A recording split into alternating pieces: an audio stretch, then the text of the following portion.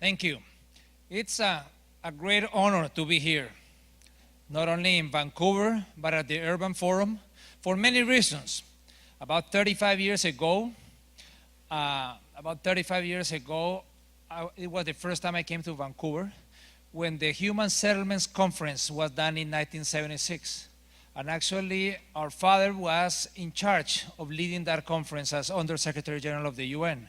So I was in first year of university, and maybe Vancouver has a magical bug that it bites you, because then following that, years later, one of my brothers, the two of us were here. He became mayor of Bogota, I was commissioner of Bogota, and we're doing a lot of work around. And actually, a few years ago, when you had the World Urban Forum in Vancouver, he spoke. So Vancouver is magical in many, many ways. So today we're going to be talking about cities for people, because densities is about that, about cities for people. And I'm going to tell a little bit about some of the places where I have been recently and some of the work that we have been doing. For example, 3 weeks ago, I was in Johannesburg, South Africa. And we were working with the mayor and the minister of transportation, because the population of Johannesburg is going to double in the next 30 years.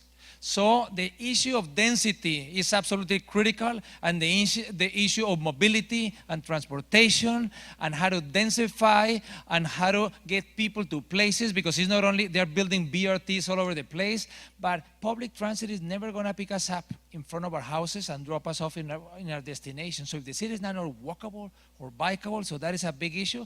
But then I had 2 or 3 days in between. I was going to go to Brisbane 2 weeks ago, so I stopped at a wonderful, beautiful national park. And then it was Kruger National Park. And one of the things that I loved about this park is I started looking at all of these animals, wonderful, they were like magical. This park is bigger than the size of Israel. So it's a really big, big park.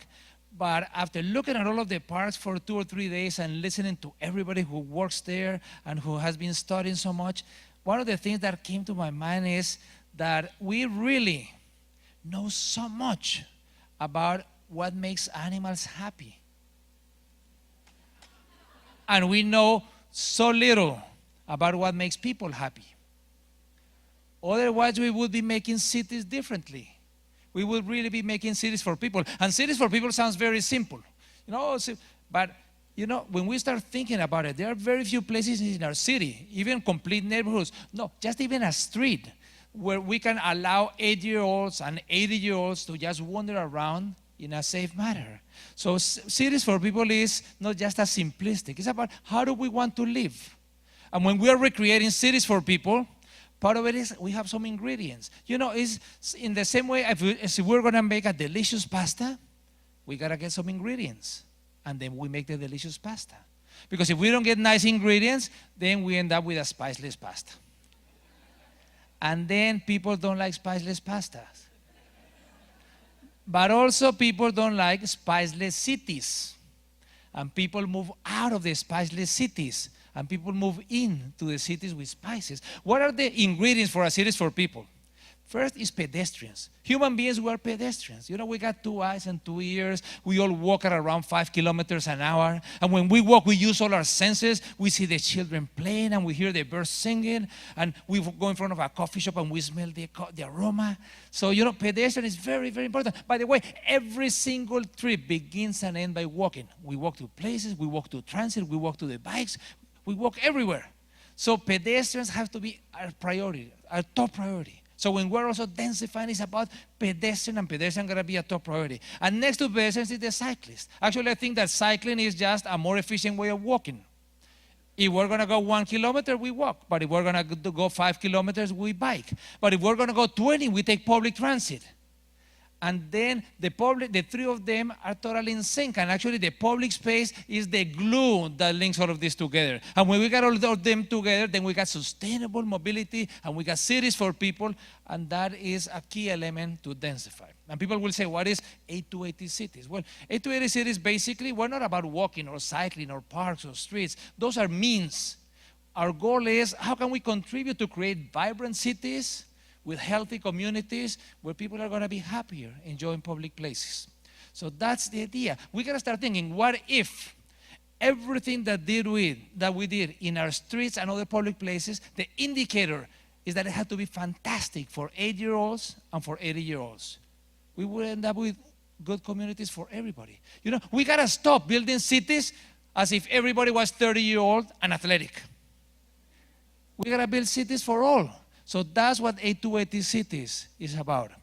And you know, we seem to be facing a perfect storm. We got traffic congestion, and we got climate change, and we got obesity crisis, and we got economic crisis, and all of them seem at the same time. We feel a little bit overwhelmed.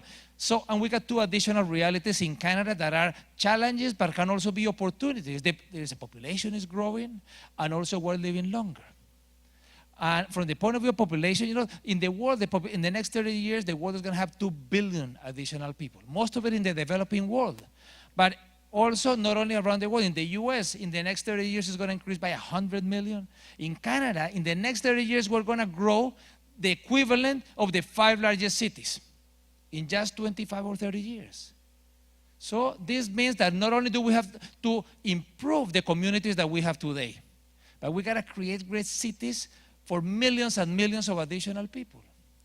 So again, it's a wonderful opportunity, but that's not exactly what we've been doing, taking advantage of that opportunity. And whatever we do or don't do is going to be there for hundreds of years.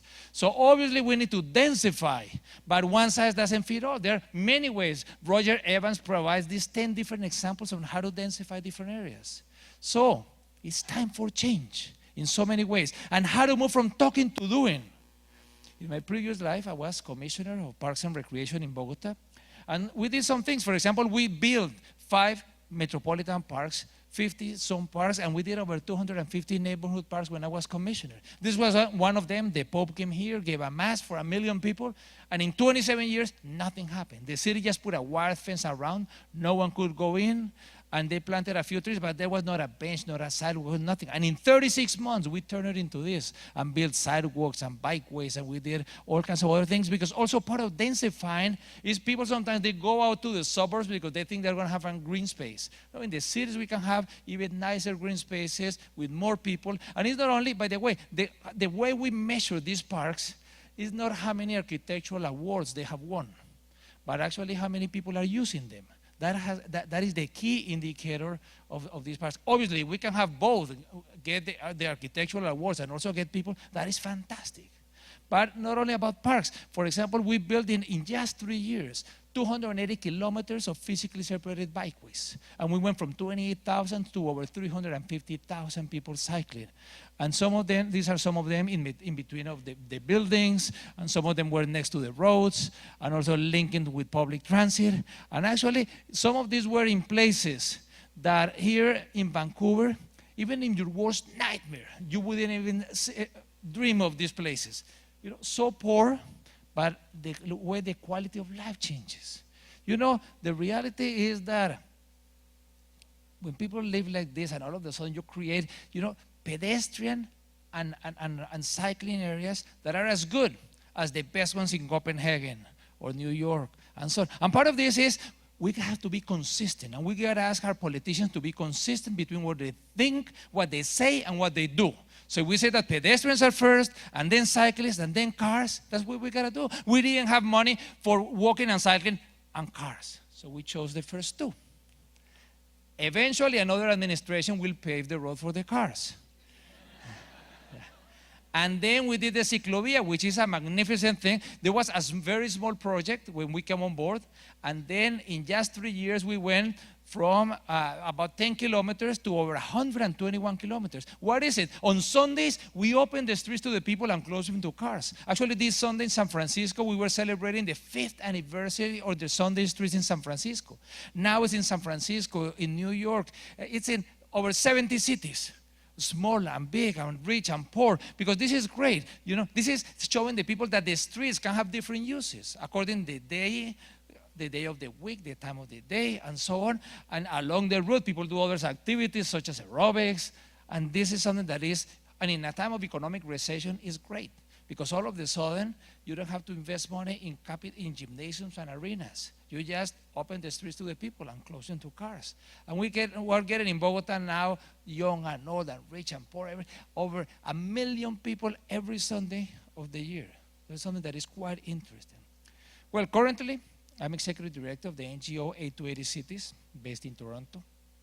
And when I go, one of the nice things is that I get to meet people like you and get to learn from all of you and from cities. For example, Copenhagen. I go quite often to Copenhagen because I'm a senior consultant with the firm Gale Architects. And actually, last week, at the beginning of last week, I was there and we were having lunch, 23 people in the space of one car.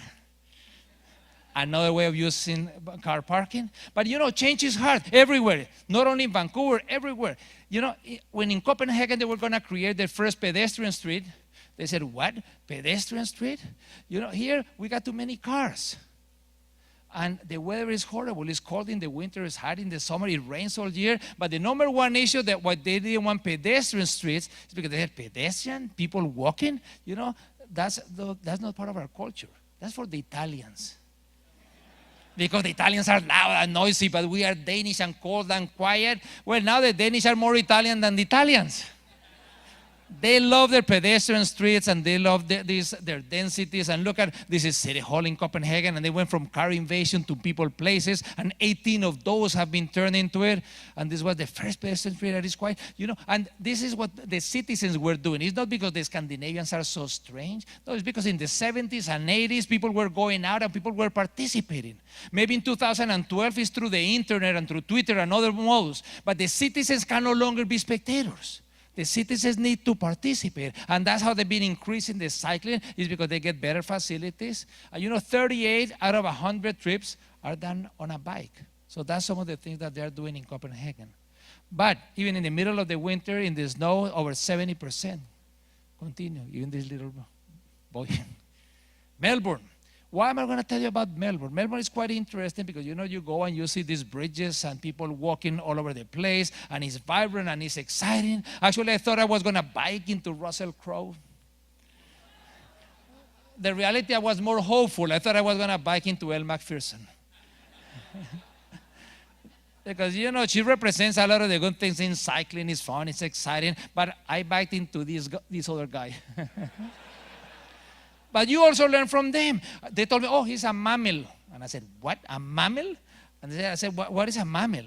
And then all of a sudden they said, oh, mammal is the middle-aged men in Lycra. So you learn from everyone. But I'm going to tell you about Melbourne is, because, you know, that's just a myth. People bike in all kinds of clothes. But Melbourne, cities do change. Because sometimes people say, oh, people don't change. No, Melbourne, cities change. Melbourne, 30 years ago, it was a horrible city. People used to say, you know, it's an empty, useless city center. Everybody was living away. And now, you know, last year was named the most livable city by The Economist, and in almost all of the rankings, it's one of the most walkable, one of the most livable. So what did they do? You know, what have they done? You know, 30 years ago, it would not have been in the top 300 cities. Now it's in the top 5. So, by the way, that's a blessing, but that also is something bad, which is one of the things that happens in Vancouver. When they tell you that you are so good, people become very reluctant to change. Because they say, oh, we're already one of the best in the world, so why should we change? So it's a mixed blessing. But nevertheless, this is some of the things that they did. Planted trees all over the street. Look at some of the streets without trees, and the same street 15 years later with trees. It's totally different. These are the kind of things that how they were changing. Because you gotta get cities for people where people want to go to the spice cities, not the spiceless. And these laneways were totally spiceless, and all of a sudden they turned them into this, and they became spice. And then people said, wow, you know, I want to be there. I want to be there not just when I go to work, but maybe I want to be there after work. So they started building these laneways, these magnificent, not one or two, but dozens and dozens, with the city putting seed money and helping, and Rob Adams led the process to turn laneways from this into this, and it was really quite exciting, you know. And measuring things. How do you measure if people are happy? Well, if people stay in the public places, not if they go by, but if they stay. You know, in 1983 there were 2 coffee places with tables outside, you know, and then in 1993, today there's more than 617. So, and this city that was so horrible now is becoming, look, the people that were living there, each that is 5 dwellings. And all of a sudden now you get all of this. So this is very interesting. But then I want to tell you a little bit about the suburbs. Okay, what do you do with the suburbs? Well, the status quo is not acceptable. So this is some of the things. They have the 7.5% city. They want to go from 2.5 million to 5 million in the same area, in the same built area. So some of the things they say, what is the 7.5%? It's how to densify the activity centers and how to densify the transportation corridors. Everything else stays the same, the other 93%. Actually, they promote the houses, how to build, plant more trees, and so on. So they did the land capacity analysis, and then they said, okay, we're not going to touch any of the parks, and we're not going to touch any of the heritage buildings, or if there's a laneway, or there's something that was developed recently, and so on. And then they did the numbers, and they realized they could double the population in just involving 7.5%. And they also saw that, like, these buses carry more people than all of those cars. So this is very interesting, and at some point we can go into details. But this is what they did. And another thing that is very important is to tell people how the density. Density is not gigantic buildings, horrible. But for example, this density is the buildings. Some simple rule of thumb that people can understand. The buildings cannot be any taller than the width of the road. So if the width of the road is 40 meters, the building can have 40 meters. If the width of the road is 30, they can go up 30, and so on. And then they started doing the calculations, and they started doing the drawings, and then they started realizing that this was viable. And they're in the process. Also showing people what the streets are going to look like. So these are some of the streets where they're going to look like before and after. And the people say, wow, it might not be that bad. And on top of that, I'm going to be able to walk to a coffee shop, and I'm going to be able to go to a bookstore, and I'm going to be able to have schools and universities and life and bars and whatever. So this is part of the idea. When we're going to densify, we're going to demystify this density. So this is something that is quite interesting. But let me tell you, very different context in social housing in Mexico. I was invited by a developer to provide advice about 4 years ago. When they invited me, I said, is this what social housing is in Mexico? And actually some friends said, don't even talk to them. They're like the devil. And I said, yeah, but they're building 50,000 homes, so whether I talk to them or not. And in the last 4 years, look at some of the things we're doing. 3 weeks ago, I was with the 1,700 mayors of Mexico. And then I said, look, this is how people in the wealthy part of Mexico, they live. All of these houses are worth more than $1 million. And look at these houses, how horrible. People say that one of the indicators of happiness is the social network. There is absolutely no social network. 5 p.m. afternoon, when the kids are in these buildings, these people have more in common with the birds and the planes than with people. So that's when it reminded me. So they need a revolution. So what are some of the things they're doing? Look at this neighborhood, $20,000 homes, between $20,000 and $45,000 homes, and all of a sudden they're lowering the speed limits, and they're doing a lot of changes. 4 years ago, they had not built one single meter of bikeway. Why? Because they were focused on the house. These houses are 40 square meters. When you live in a 40 square meter house, you barely sleep there. You live it outside. So I said, the sidewalk and the park and the street should be even more important. So now they have built 160 kilometers of bikeways. And I said, if we're promoting so much cycling with the youth developments, why don't you give out a bicycle once people, to anybody as a signing bonus when they buy a house? And then all of this, now they have given away 102,000 bikes. So it's something that is very interesting. And from the point of view of density, let me show you some of the things. 4 years ago, they didn't have, and everything was in one story, single homes.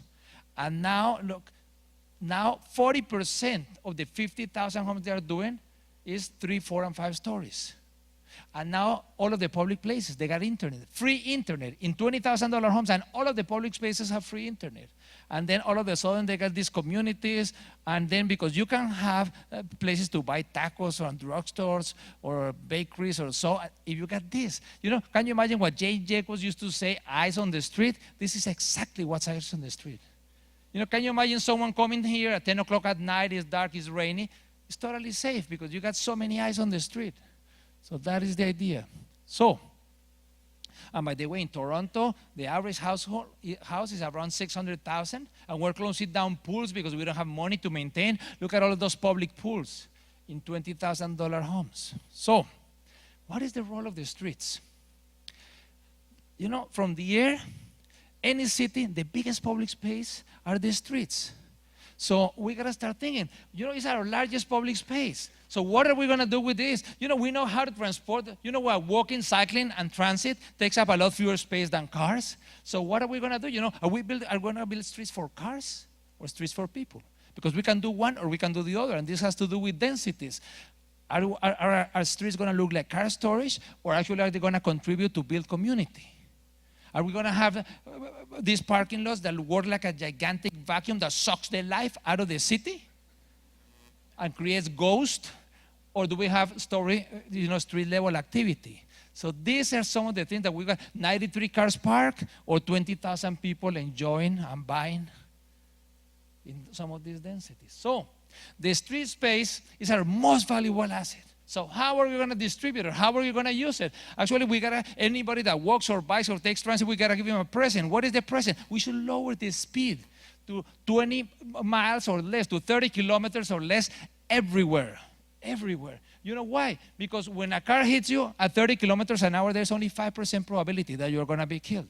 So this is something that is absolutely critical. And regarding the built environment, we've been building cities for around 5,000 years. But it's been in the last 60 or 70 that we have been building it thinking more on the car mobility than on people's happiness. And when we define our cities around cars, all we get is more cars.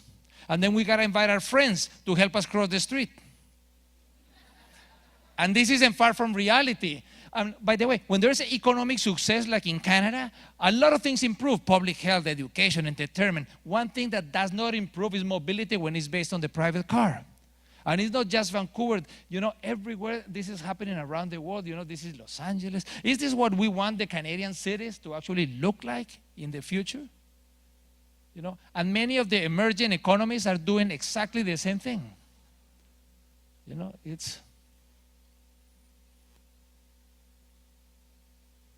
So, I'm building more roads to eliminate traffic congestion. It's like if we're going to put out a fire using gasoline. It doesn't work. It doesn't work. So, but when we define our cities around people, then we're going to get more people, but healthier and happier people, and we're going to get better quality of life. And why is quality of life so important? Because we live in an ever more globalized world. And in an ever more globalized world, the best people, they can live anywhere they want to. Anywhere they want.